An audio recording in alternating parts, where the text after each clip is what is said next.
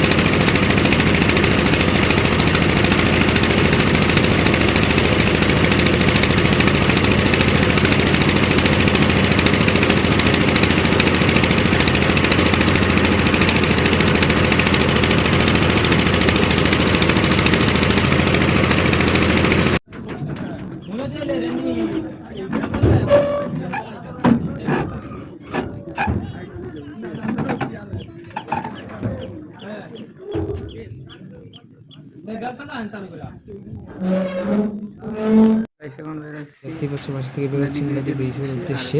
আর তোমরা এখন দেখতেই পাবে, আর রাস্তার ভিউটা তোমরা দেখতেই পাবে ভিডিওতে।